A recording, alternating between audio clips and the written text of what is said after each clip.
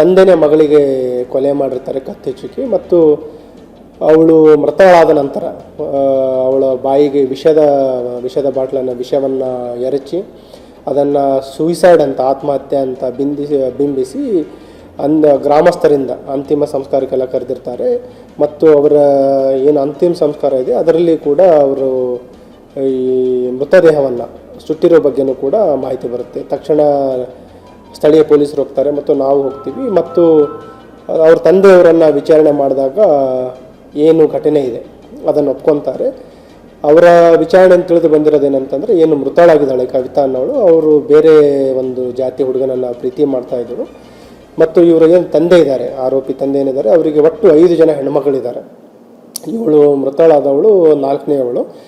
ಇವಳು ಅನ್ಯ ಧರ್ಮದ ಒಂದು ಜಾತಿಯ ಹುಡುಗನಿಗೆ ಮದುವೆ ಆಗಿದ್ದರೆ ಬೇರೆ 3 ಹುಡುಗರಿಗೆ ಕೂಡ ಮದುವೆದು ಪ್ರಾಬ್ಲಮ್ ಆಗುತ್ತೆ. ಮತ್ತು ಊರಲ್ಲಿ ಮರ್ಯಾದೆಗೋಸ್ಕರ ಹೆದರಿ ಸುಮಾರು ಅವಳಿಗೆ ಬಲವಂತ ಮಾಡಲಿಕ್ಕೆ ಟ್ರೈ ಮಾಡ್ತಾರೆ. ಈ ಪ್ರೀತಿ ಎಲ್ಲ ಮಾಡೋದು ಬೇಡ ಮತ್ತು ಓದಿನ ಕಡೆ ಒತ್ತನ್ನು ಕೊಡುವಂಥ ತಿಳುವಳಿಕೆ ನೀಡಿದರೂ ಅವಳು ಕೇಳಲ್ಲ. ಆ ಹಿನ್ನೆಲೆಯಲ್ಲಿ ಅವಳಿಗೆ ಕತ್ತಿಚ್ಚುಕಿ ಕೊಲೆ ಮಾಡಿರ್ತಾರೆ. ಮತ್ತು ವಿಷ ಏನು ಹೊಲದಲ್ಲಿ ಔಷಧ ಹೊಡಲಿಕ್ಕೆ ಏನು ಬಾಟ್ಲಿ ಇರುತ್ತೆ, ಪೆಸ್ಟಿಸೈಡ್, ಅದನ್ನು ಕೂಡ ಅವಳಿಗೆ ಬಾಯಲ್ಲಿ ಹಾಕಿ ಒಂದು ಅಟೆನ್ಷನ್ ಡೈವರ್ಷನ್ ಥರ, ಅಥವಾ ಏನು ಇದು ಕೊಲೆ ಇದೆ ಅದರ ದಿಕ್ಕನ್ನು ಟೋಟಲಿ ಸೂಸೈಡ್ ಥರ ಬಿಂಬಿಸಲಿಕ್ಕೆ ಪ್ರಯತ್ನ ಮಾಡಿರ್ತಾರೆ. ಈ ಹಿನ್ನೆಲೆಯಲ್ಲಿ ಸ್ಥಳೀಯ ಪೊಲೀಸರು ನಾವು ಸುಮೋಟೋ ಕೇಸ್ ತೊಗೊಂಡಿದ್ದೀವಿ.